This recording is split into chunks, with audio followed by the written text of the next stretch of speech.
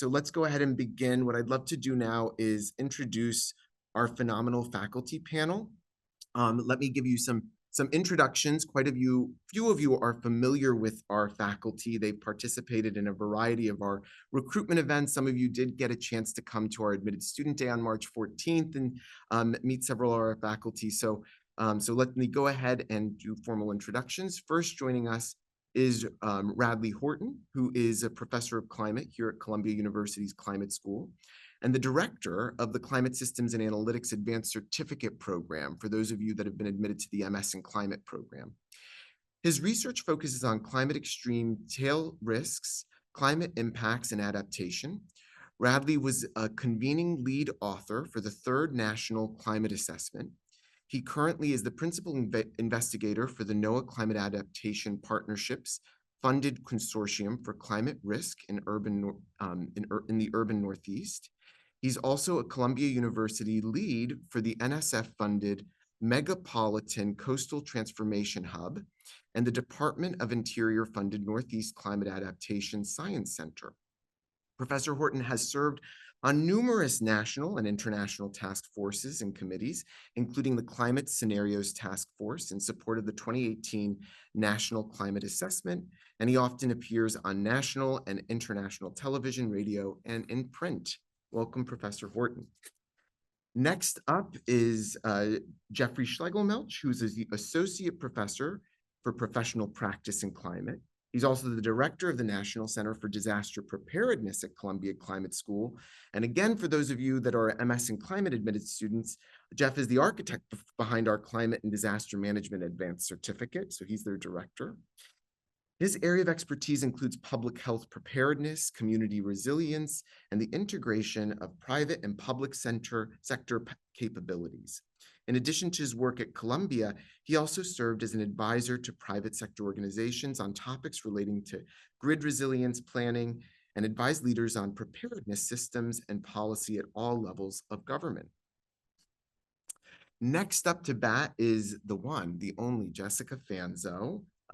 Definitely one of our, well, you're all very dynamic professors, but I especially enjoyed one of the food systems classes I got to check out this week.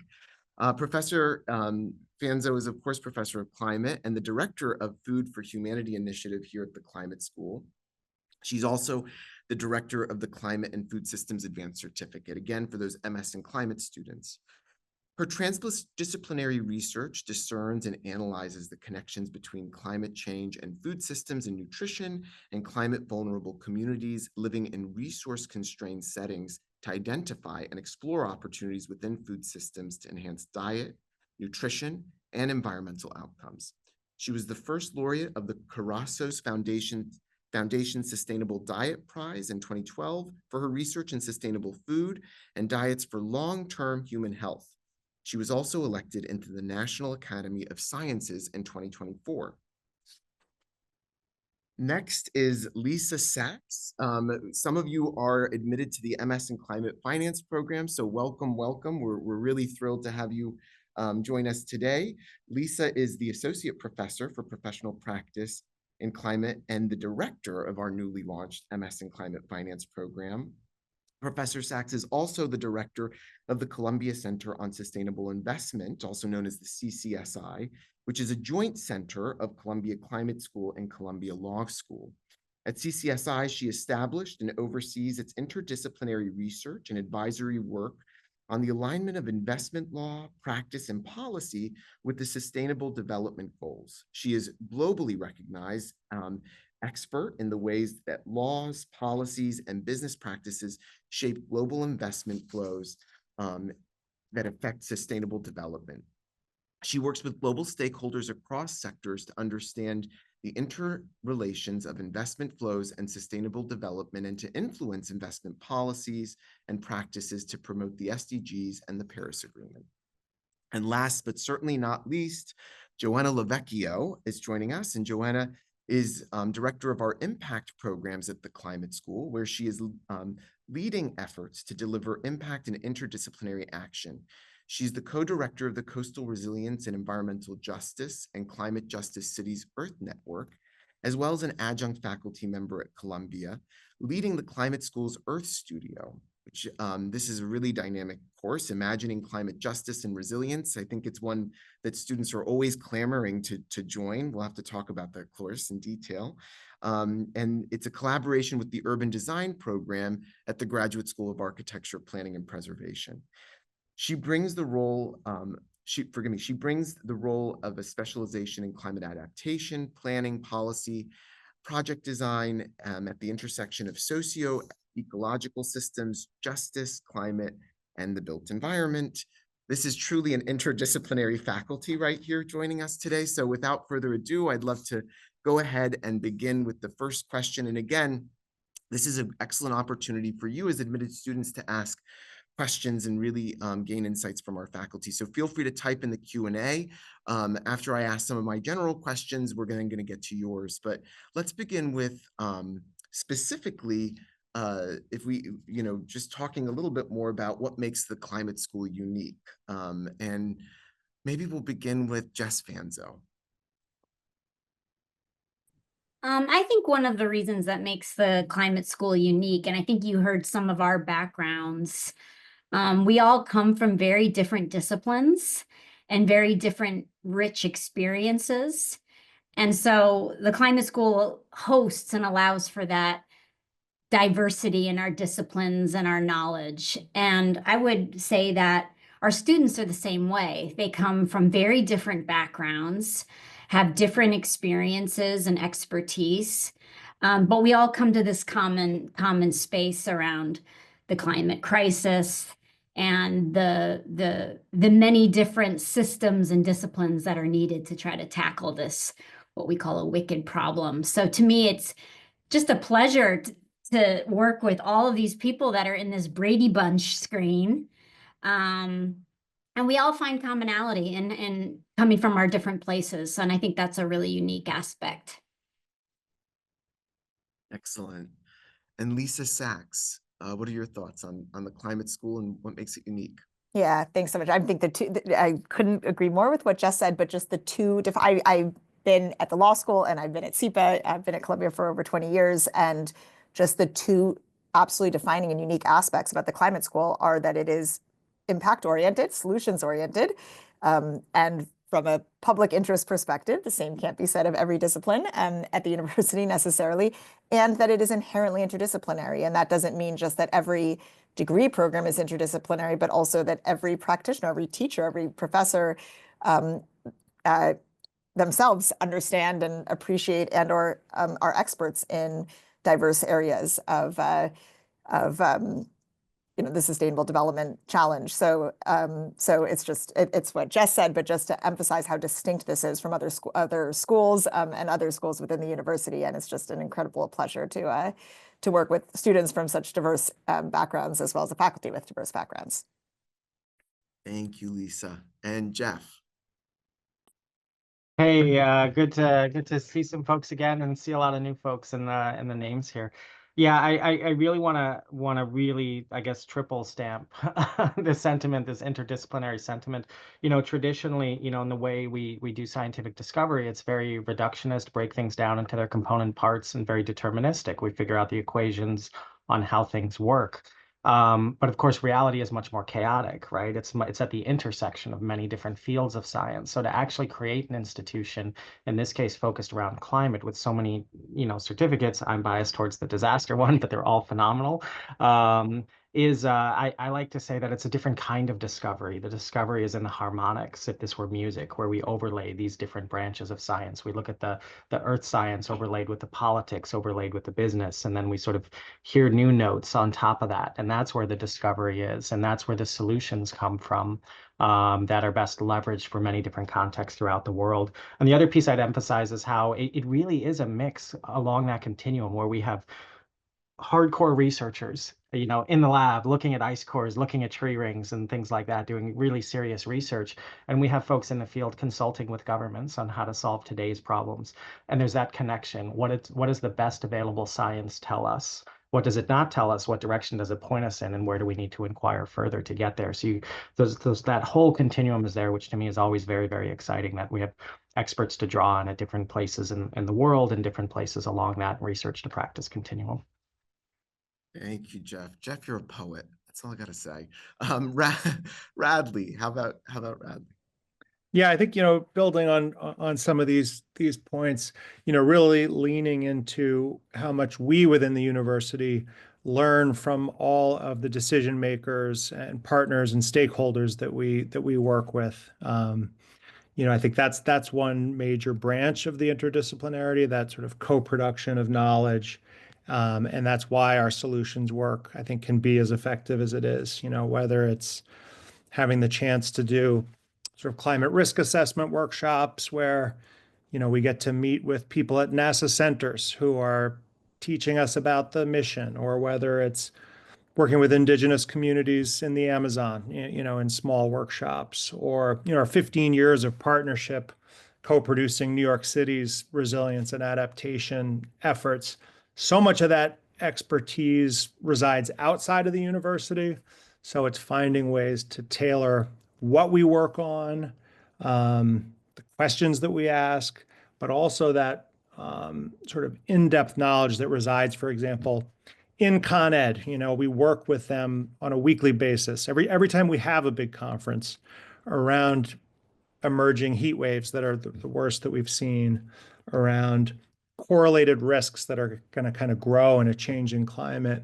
Those kind of stakeholders who are making those decisions, on the hot days, how do they keep the air conditioning on for the most vulnerable populations? They're right there with us steering the work. When we do our convenings, it's those interdisciplinary academics, but it's also the people that ultimately can have a much bigger impact than us. And I think arguably, we're almost uniquely good at that at Columbia, sitting in New York City, sitting with the UN with so much business and such robust environmental justice organizations too. Thank you, Radley. And Joanna. Wow, such beautiful things that were just said. I want to write some of them down. I don't know how to follow all of those, but since I have the last word on this one, I'll pick up on some of all of these threads. I think you'll find at Columbia, there's something quite unique about the climate school, which touches on all of these things, in that there's an openness to shaping research and applied experiences in service of very pressing and dynamically changing contexts that are geographic, that are risk-based, that are changing in policy, even just today.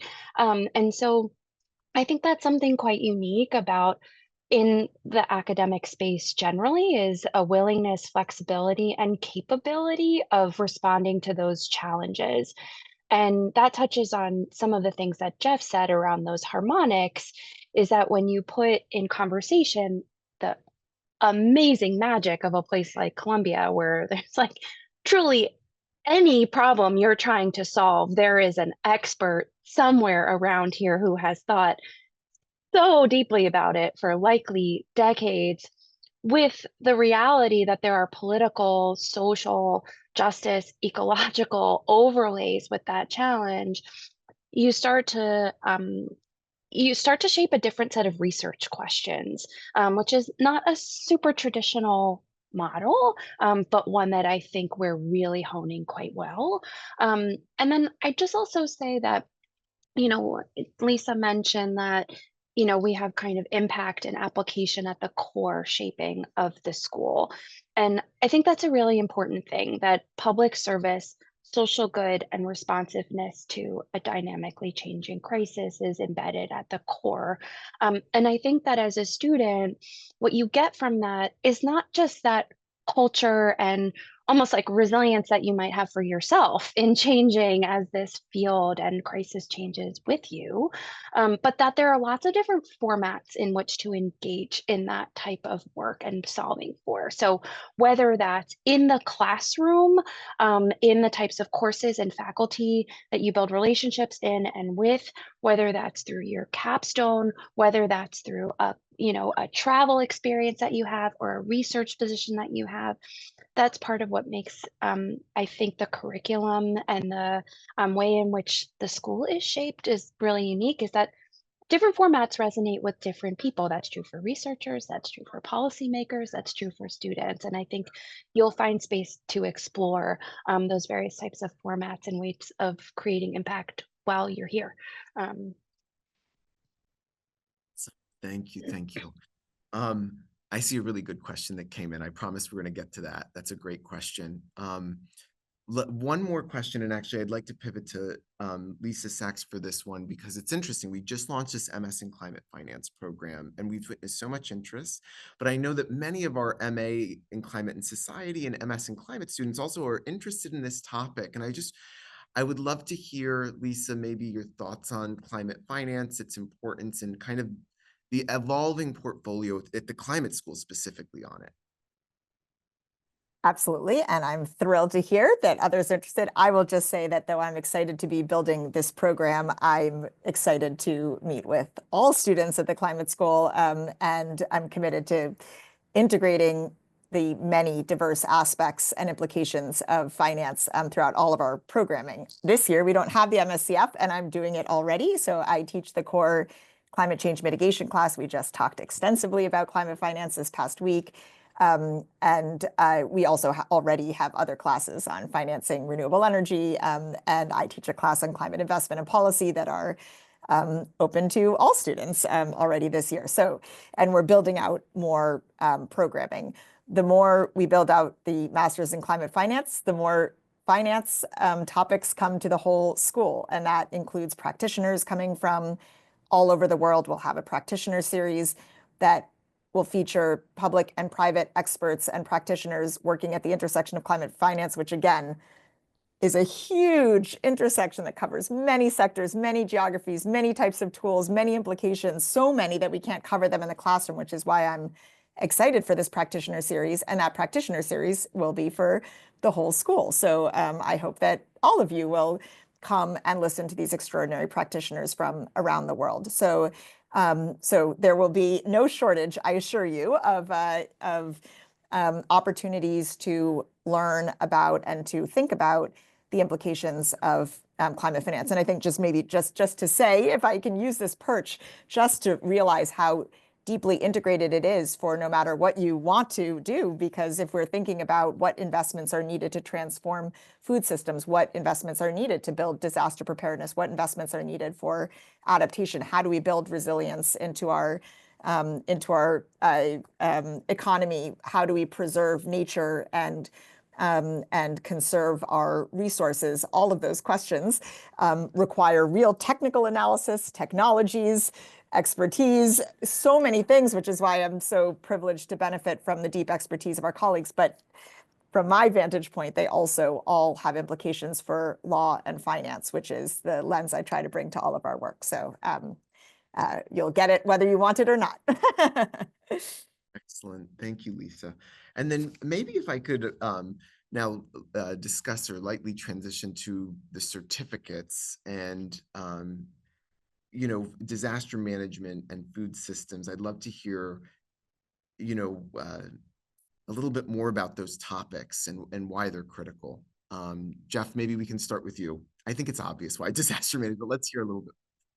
No, I appreciate that. And,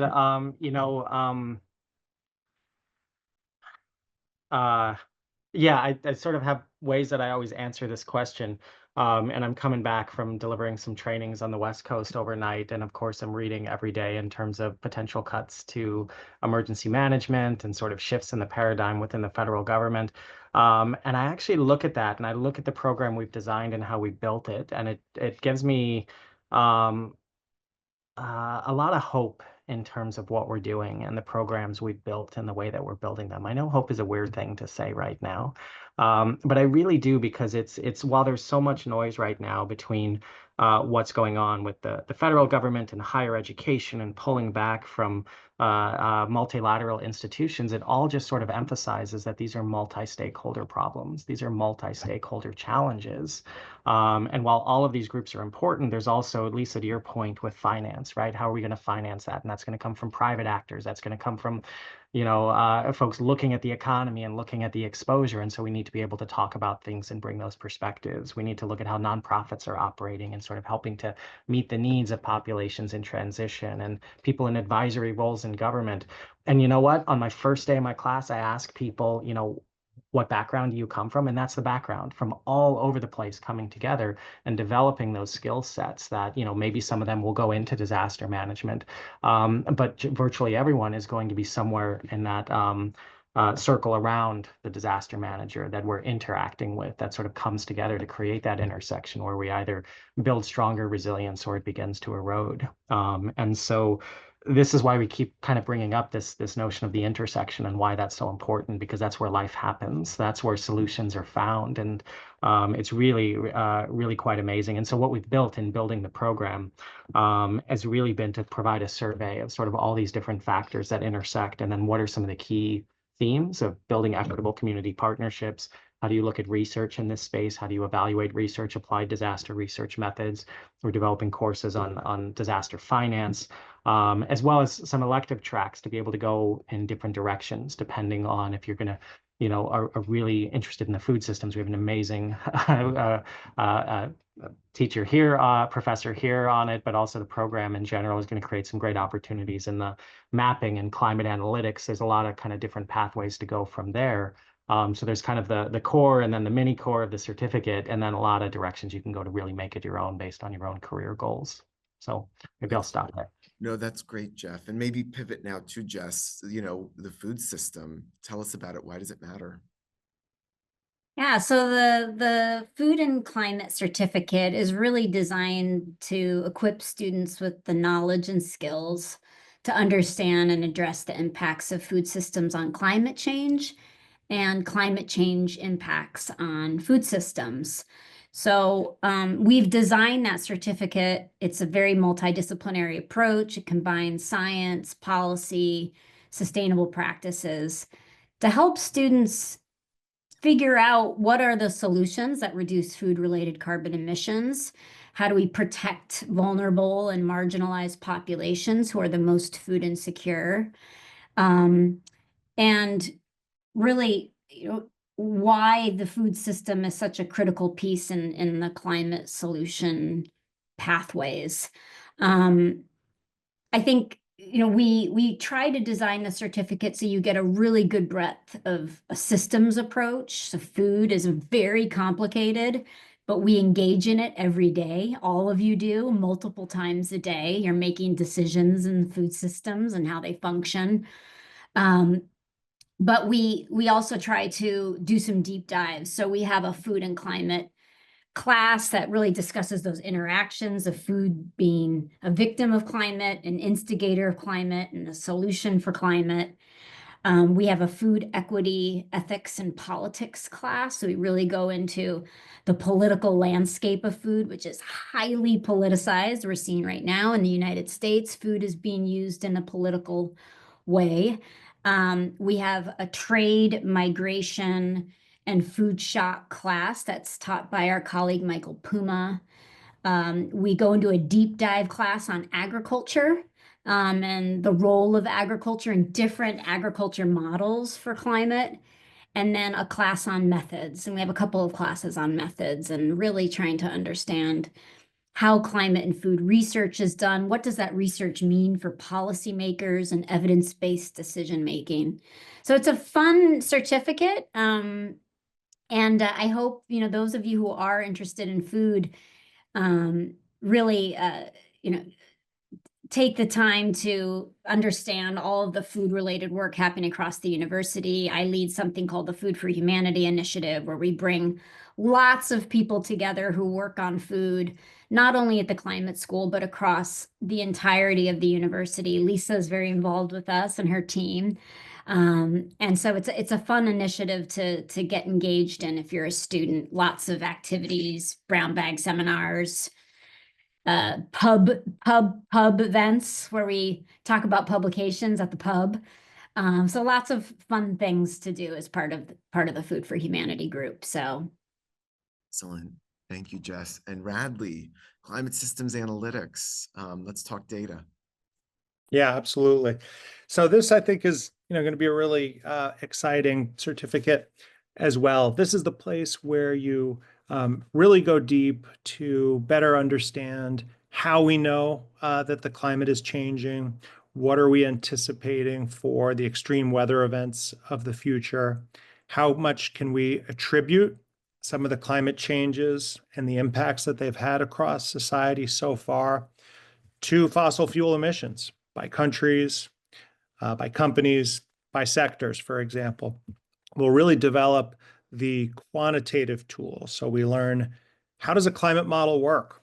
What outputs can you trust it for? What are some of the things that are still sort of areas of true uncertainties, moving forward? But one thing that I think is really important to highlight is that we go so far beyond the physical system and the climate. I think this program really recognizes that a lot of the key decisions and a lot of the societal mobilization is going to be a little further down the line in the space of impacts across society. So we've heard about some already, right? Including the food system, which are so expansive and touch all sectors and all people. But there's also the chance, if you want to learn more about infrastructure, public health, you name it, overall GDP impacts of a changing climate. You're going to get the quantitative skills and learn diverse sets of methods in all these spaces. And it's a totally dynamic approach. So it's not an old model of input, just the hazard risk. How are heat waves going to change? How's that going to impact GDP? But it's also, as we just heard, acknowledging that this is a dynamic human system. At this point, you can't do risk assessment without simultaneously saying, what responses have we attempted in the past? Whether adaptation, whether mitigation, whether financing decisions, whether efforts around justice. It's all kind of a recursive process, and operating under those deep uncertainties where any solution around greenhouse gas mitigation is going to have equity consequences. It's going to change the future climate hazards. It's going to change the adaptation options. So we're looking in a quantitative way to explore all these elements of climate risk that are involved. And we don't stop at the quantitative. We also recognize that in the face of deep uncertainty and in the aspects of working with decision makers, qualitative information can ultimately just be every bit as important as anything quantitative.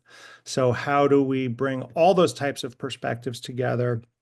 Are the kind of things that we're going to be looking at together, and through some of the core courses, research computing, climate models, risk assessment course that I teach, opportunities to take a lot of GIS courses, AI related courses. It's, I think it's going to be a lot of really exciting opportunities, and look forward to interacting with so many of you in the future. Thank you, Radley. So I want to now pivot to some of the questions that came in. I really like the first one. Considering climate action and justice is one of the core themes in combating climate change, how many opportunities might there be to apply practically what we learn in class while we're at Columbia to get involved in research or conversations outside the classroom? And actually, I think Joanna has something very interesting to highlight as it relates to climate action and justice. Joanna, can you talk a little bit more about the work in your course? Sure. So I'm going to talk about two things. One is the course that I run, which is called Earth Studio.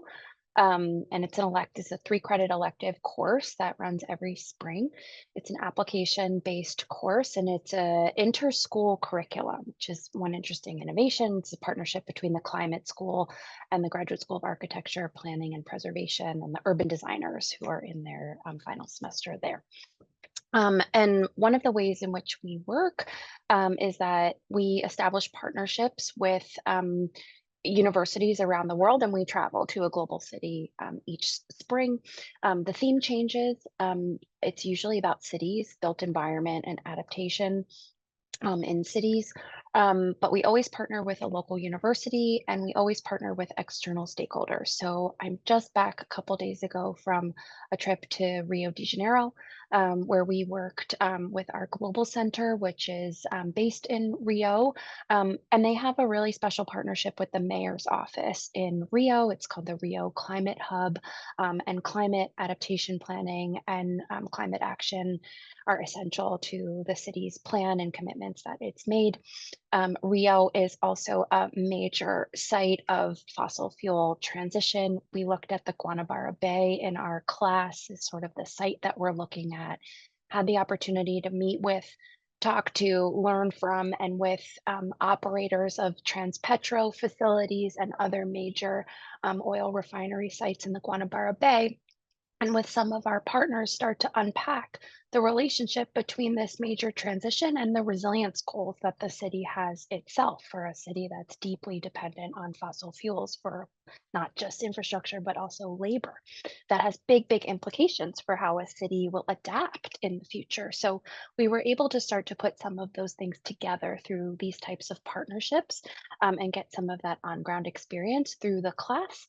And all of the products of the class are shaped in service of various stakeholder needs. So one of the key audiences for the work, as I mentioned, is the mayor's office, and the climate secretariat, as well as the planning office, but also partners at the Climate Justice Center for Brazil, which is a national NGO that's working on climate advocacy. Some of the materials may be used for their COP agenda and preparations, and other major research and advocacy agendas that they have related to critical minerals in Brazil, related to adaptation, and related to co-design of information and knowledge itself. So that's one kind of exciting example of an opportunity. The other thing I might also just briefly describe is some of the work that we're doing in the action collaboratives for the school, which are initiatives that aim to really cohere and gather this type of interdisciplinary expertise that's even just on this call. All of them are involved in the action collaborative as leaders. And it's a way of shaping a series of initiatives that respond to some of these major dynamic challenges across risk, food, built environment, energy, and disasters. And so Jeff is everything. Thanks, Jeff. I looked at you to make sure I got the fifth one right.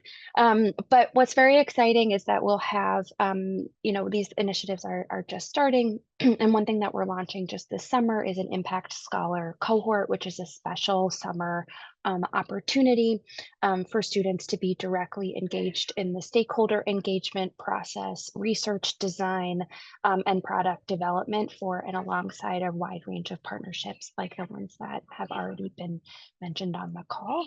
So it's a really good opportunity that we're hopefully going to grow and build, that students can, both work with leading faculty on impact initiatives that have partnership with practitioners, policymakers, and advocacy organizations fundamentally baked into them. So great opportunity for portfolio building, for practical experience, and other things. Excellent. Thank you, Joanna. And Jeff, I'm Yeah. seeing, you know what? I'll let it take it away. No. We were Joanna and I were laughing because we can always remember 4 out of the 5 action collaboratives. Something, and it's never the same 4. Something in our brain always drops a random one. So it's a so anyway, that's an inside joke. Now not so inside. So you're welcome. But I think this is an important, like really fundamental to the climate school programming, this question as well too. And so, there are sort of throughout the year some department research assistant opportunities that are organized through the program, but then the departments themselves. So I would say like through my center, the National Center for Disaster Preparedness, we always apply for students through that TRA program, but we also budget for student researchers and student support. Whenever we do a project proposal, and those proposals come in off cycle. So I always encourage folks to reach out if there's a principal investigator or a researcher or a faculty member to reach out and talk to them. And I'm happy to talk with folks about opportunities. A lot of the work that we do at my center is on 6 or 9 month contracts or 12 months. So I'm happy to talk to you now. I don't know what we'll have in the fall because of that turnover of projects, but I know we'll have things. Things will come up over the summer. We're putting out applications now. Of the ones that hit, they're going to have a budget line in there for students. Another is in the coursework itself. So you heard about the travel courses and the work that Joanna does, and really embedded in the disaster courses too. We build the midterms and the finals and the assignments based on the stuff we have to do every day. So for my survey course, you pick a resilience initiative and you write 3 different value propositions. That's something I had to do as a consultant. Somebody asked me to, hey, we have this package of green energy solutions. I need a slide deck when I talk to mayors, when I talk to utilities, and when I talk to at technical conferences, right? Same idea, but how do I frame it to be more salient? A skill set that's probably more important now than ever in terms of engaging multiple sectors of society, or reframing that value proposition for those who may be more interested in national security or economic impacts, and others who may be more interested in equity or justice impacts. And then on our research methods course, we'll look at the final is essentially putting together the package for an institutional review board. So if you're doing research, you need an IRB to do oversight, and they ask things about the research. And so you actually have to directly apply all these things that you're learning on applied research in a process that you have to do over and over again if you're conducting research. So the idea here is not only to transfer the knowledge, but to develop the skill set, to develop kind of those muscle groups that are used in the field, and to engage as much as possible with those external stakeholders where we can, where we have opportunities in the classroom. We may have outputs that directly go to clients in the field, and to bring in guest speakers and things like that along the way too. So it's really infused throughout to the point where, you're going to say this is too useful. No, I'm just kidding. But we try to provide a lot of opportunities to really engage, because I think a lot of us are very deep in the field ourselves. Excellent, Jeff.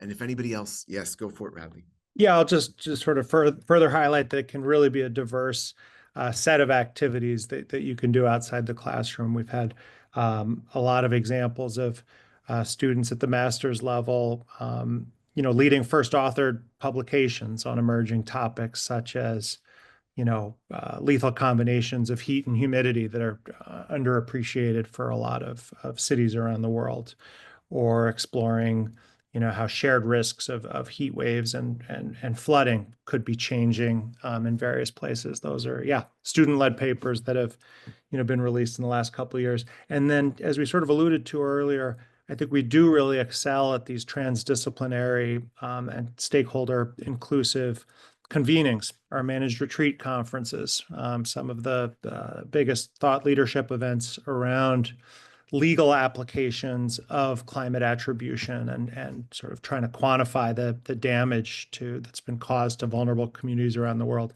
When we convene those events, there's always a role for students to help identify speakers, to coordinate and to interact with invitees, to assist with just helping the events to run smoothly. So that's just, a couple types of examples of the, working within a center, as Jeff was sort of alluding to, just helping out day to day. These can be great ways to sort of get a little sense of sort of internally how things work, that I think can be very valuable. Excellent, thank you. Another, I think I'd like to just address it, is one question is concerning around recent news events relating to federal funding and possible impacts for Columbia University specifically, and how it might impact research opportunities. And I think right off the bat, what we need to emphasize is that coming to a Columbia University gives you many, many opportunities. And I see Jeff's coming off mic. So actually, let me pause, because I want the maestro to speak now. No, go for it, Jeff. Please go ahead. No, please. Finish your thought. Well, yeah, I'll just say that there are many benefits to coming to a institution that is as dynamic as Columbia, and its funding sources is as dynamic. So let me pause there, and you've been hearing that through line throughout our faculty, quite frankly, and all the different work they've been doing. But let me allow Jeff to kind of shed a little bit more light. No, and this is a fair question, and I think it's safe to say that the business model, the environment of doing this work is shifting, and it's traumatic in the way that it's happening so quickly, but it's not that it wasn't already happening, where we need to engage stakeholders from multiple sectors. And in a lot of ways, the climate school, I think, is very well positioned for this. But I want to give you some concrete examples. Over the last week, we've cultivated, so my center is a $2 to $3 million center a year. I've got $1 million in proposals and contracts in negotiation right now. They're from a private foundation looking to do earthquake recovery that's based overseas, an international NGO, a financial institution, and several international organizations providing this work. So so you're reading the headlines of sort of these sort of highly visible sort of challenges, but beneath the surface, there's actually a lot of pathways being built across many different sectors. And it's worth noting a good portion of our work is still coming from federal resources and federal relationships. Obviously, that's a very tricky situation that is being navigated. But when we say multi-sectoral, in terms of developing these multi-sectoral solutions, it means the resources, the collaborations, all of the things that make this work so vital are coming from it. And I give these numbers as evidence that that there are resources being cultivated and being brought in every day that recognize the shared responsibility and the shared contribution to figuring that out. Thank you so much, Jeff. Another question, this is a little specific, but it's great for certainly the MS in climate students that are planning on pursuing that second advanced certificate, which is actually necessary to complete the degree unless you're in a dual degree program. So Juliana wanted to know, the advanced certificate specify New York. It's a New York State education credential. Is it still applicable out of state? Yes, absolutely it is. It's a second credential embedded within the MS in climate program.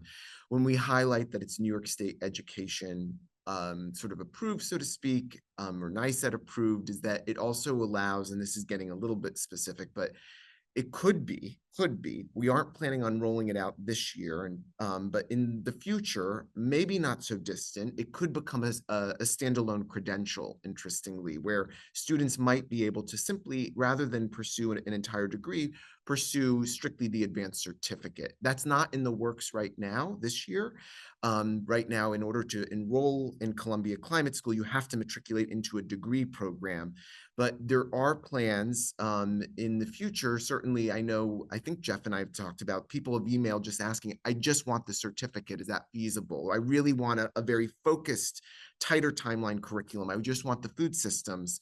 In fact, somebody I remember was strictly wanting the food systems, and then they ended up in the MA Climate Society this year, this fall semester. So there's always that student audience that maybe want a slightly more shorter timeline, more curated. There's plans in the future, but I'm being a little long-winded about it, Juliana, but it's definitely a recognized credential, both in-state and out-of-state. The in-state just makes sure to signal that it qualifies for federal aid if it did become a standalone credential.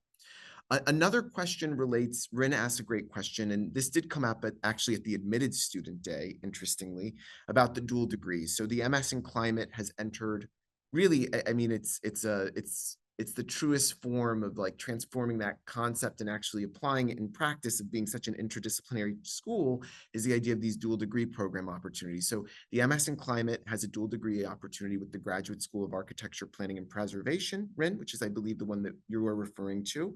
And we just recently launched a dual degree with the Columbia Engineering, the MS in Carbon Management, which should not be confused with the business term management. The carbon management degree, interestingly, it's come up in a lot of one-on-one appointments asking, does that mean I'm going to learn about carbon markets? And it's like, no, you're going to learn about kind of the science behind carbon capture. So, but bottom line is, if you're pursuing a dual degree program in the MS in climate program, you will not be pursuing an advanced certificate. Instead, you will be using your second year as a part of a dual degree, or alternatively first year. It's a two-way relationship. So students that pursue a dual degree are strictly spending 1 year in the MS climate program, and they wouldn't be pursuing the advanced certificate. They instead would be pursuing the second, their second credential, I should say, would be the other degree program with which you've been admitted to, whether it's Columbia Engineering or Graduate School of Architecture, Planning and Preservation.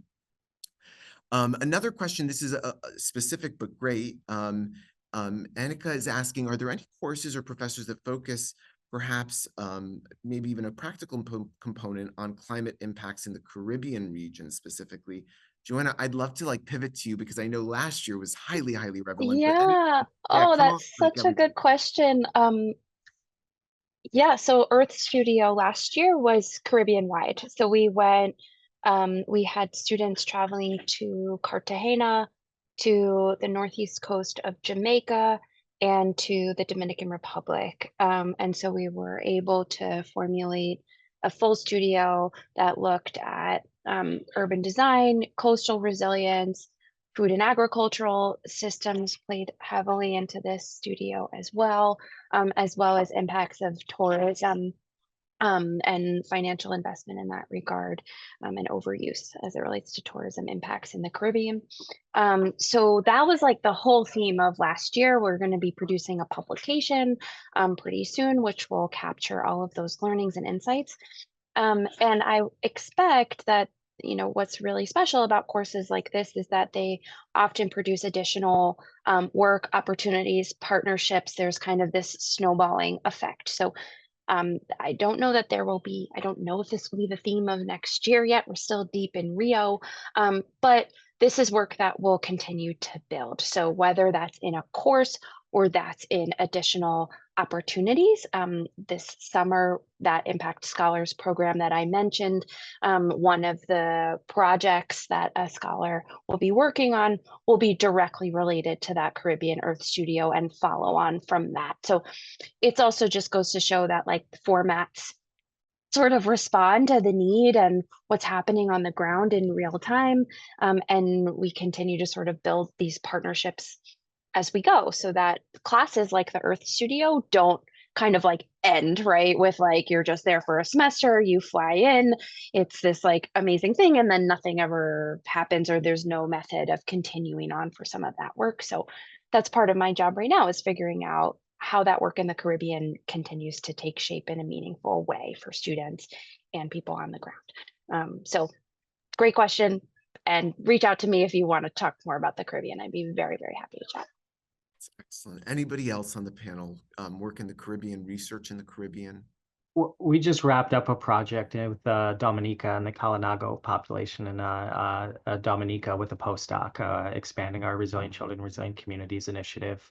And we've done a lot of work in Puerto Rico. We just wrapped up a project. So this is, I guess, just another plug to sort of engage with some of the researchers and some of the projects. We may have some starting up again, and I'm sure that there are many, many others who have done work or are planning work or looking at work. And there does tend to be a focus on the Caribbean in particular, because of its exposure to climate change and climate impacts. So there are a lot of different sort of stakeholders that are funding work in that direction. So if I don't have a firm answer, it's to generate some leads and sort of where to look and reach out to us, because we're looking at going back in. But that's where kind of the project resources, the project funding sort of helps create a lot of those opportunities as well.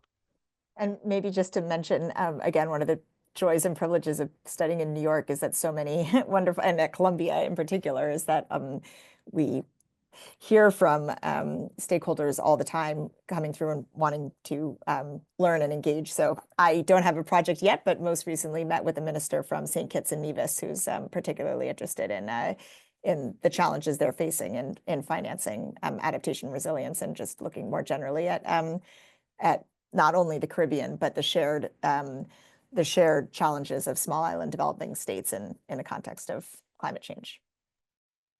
Yeah, I'll just add sort of, unfairly sort of winnowing in on the tropical cyclone dimensions of the question, which is obviously just one narrow component, but an important one. We have like truly one of the leading scholars in the world teaching within our program, Susana Camargo, expert on tropical cyclones, history, how they're changing. And if we step a little further afield outside of core faculty, we also have some like leading ecologists who've also contributed a lot to thinking about resilience in Puerto Rico after the dual cyclones of 2017, and sort of ecological dimensions of resilience that tie into all these things that we're talking about, how to build more resilient power systems so that people can have electricity, post event. Those are all things that I think Columbia is known for too. Can I just add one other thing? I don't know if we're going to get there in this session yet, but there's something to be said about our positionality in New York as the Columbia Climate School in many regards, but in this one, for example, part of the interesting thing, Lisa talked about like stakeholders coming to us in many types of ways and scales.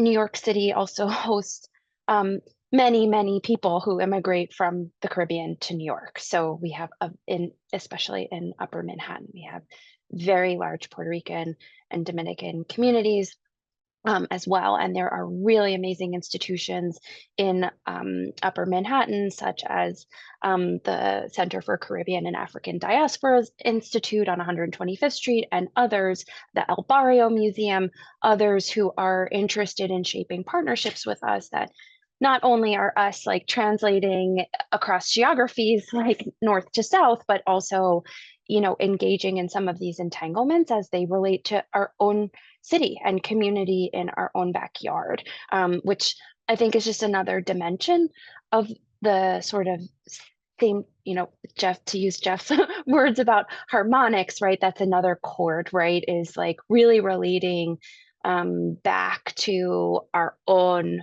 campus and our own presence in New York and the responsibility that we have to our neighbors and building those bridges, because these things are not, you know, issues that are over here or over there. They are completely bound up together, and being here, I think, allows you to kind of explore some of those things too.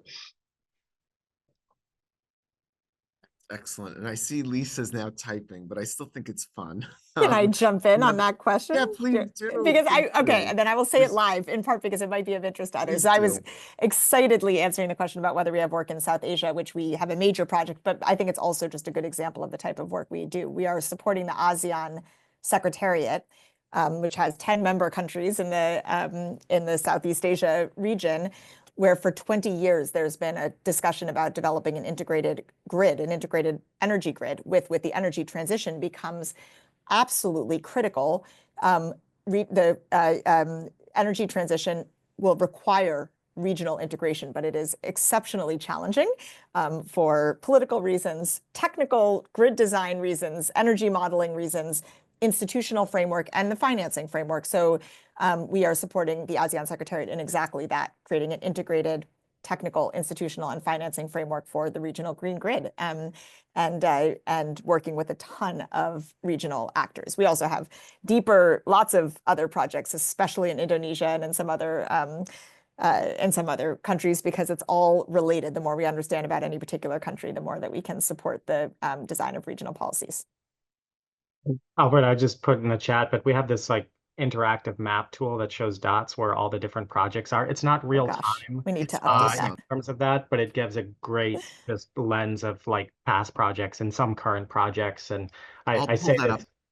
Oh, okay, great. Yeah. And so there's a just to sort of give a sense, because I figure there's probably other regions folks will want to say too. And again, it's a good snapshot of where things are. We don't always get it to the folks to put on the map in time. So that's why I say it's not exactly real time, but I think a really just cool representation of just how global the work of the mosaic of individuals and researchers and departments create.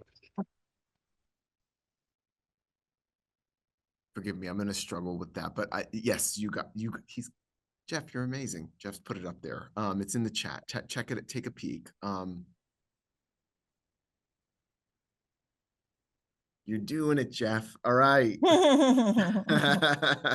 So yeah, the bottom line is this is the best tool, exactly what Jeff's highlighting, all the different projects that have been done.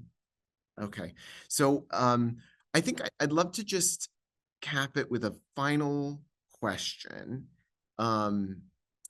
that I think would be, actually, there's one really quick one, is about, Harriet wants to know a little bit more about how students are assessed.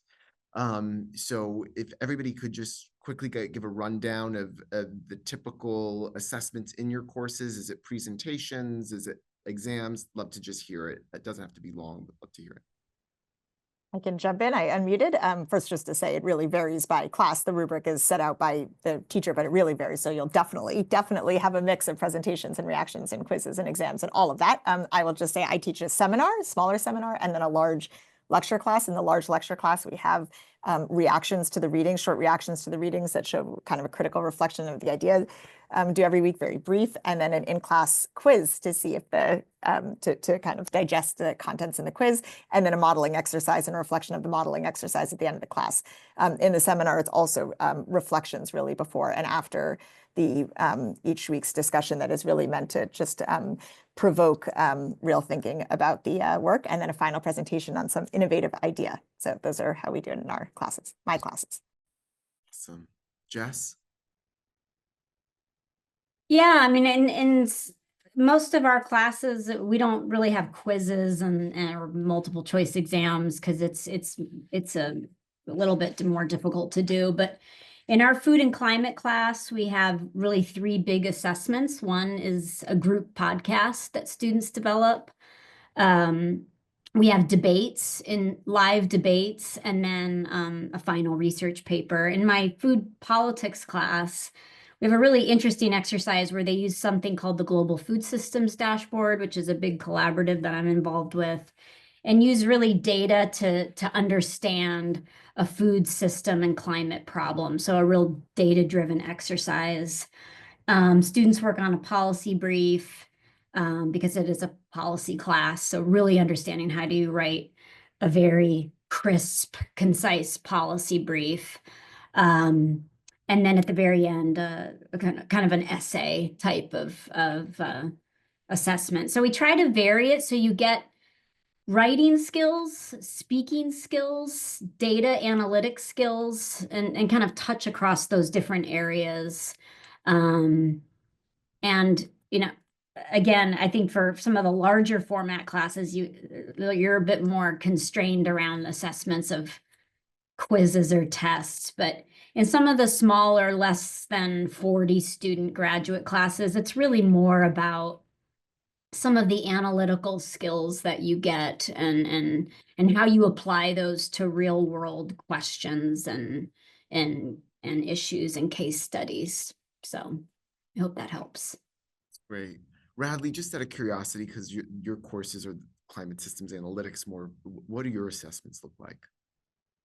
So a fair amount of overlap with things that we've heard already, but another thing that I would want to highlight is that quite often by the end of the semester you will have a product, an actual code that you've written, some data sets that you've worked through, and maybe a new database that you've built, and those are something that you can take with you, right? Those can be linked to on your CV, so there'll be these examples to demonstrate how you have familiarity with some of these complex data sets, the modeling and coding skills that you've developed, and also the just sort of end-to-end examples through your work of how you've demonstrated some of those analytical skills and helped come up with innovative solutions. So that's hopefully very helpful as you move forward. And we are coming to time now. I just wanted to say, and Professor Jess Fanzo was hosting a brown bag lunch, so she had to hop off really quick. But I want to say a huge thank you to all of our faculty who participated today. I want to say again, huge congratulations to all the students that logged on and asked some really thoughtful questions. We truly do appreciate it. And if there's any questions that we could not address, please feel free to email us at admissions@climate.columbia.edu. And if you have some more nuanced questions, we're happy to connect you with the faculty participating again today. Although I will say they are a busy group. They're always on flights, I feel like, always traveling the world. But again, we just want to say huge congratulations. We know this is a very big decision for you, and we want to make sure that we can get all your questions answered. Does anybody have any final thoughts on just like climate in the future? Just a real hot take. I will, and then I actually do have to jump off. But my work is very international, and the conversation in the rest of the world is moving forward decidedly. So I have to say, I was in Beijing last Friday on a conversation about how Beijing, how China will even amplify its leadership in investing in the energy transition. They already invested more in clean energy technologies and the whole supply chain more than the rest of the world combined over the past couple of years. And they are full steam ahead. And a former economist from the central bank in China said that the U.S.'s even more explicit retreat from leadership means that China will step up even more. So the UAE has establishing a center on. They want to be a climate capital hub. COP is in Brazil. They're excited about their leadership. So the agenda is not going anywhere, and there's lots of exciting work and ever more need. And by the way, also at the city in local and state levels in the US and with financial institutions and so on. So I have to say in my work, I'm privileged not to have federal funding, and our work is that we're as busy as ever with demand and opportunities and impact. So so we need all of you. We need you as future leaders for sure. There's a lot of work to be done, but there's a lot of organizations and countries that are looking for your expertise. I'm excited to meet you in the fall. Thanks for including me today, Alfred. Thank you so much. I would just echo Lisa's comments. I mean, I think, you know, the impacts aren't going away. It's less and less theoretical and more front and center in terms of what we're doing. I know there were some questions too, kind of alluding to the political situation, and look, kind of the arc of history with science is always one at the forefront of knowledge, which can be it can create a lot of anxiety. It can create a lot of fear. It can create environments of tension, and a big part of what we're doing, and a big part of why you see so many of what we call proficiency demonstrations, right, as class materials, is to be able to engage in these conversations, to be able to engage and find shared common values with those that maybe we disagree with on a lot of key issues, but to find how do we speak to the interest of different groups with maybe competing interests within this. And so the answers are going to be inherently multidimensional.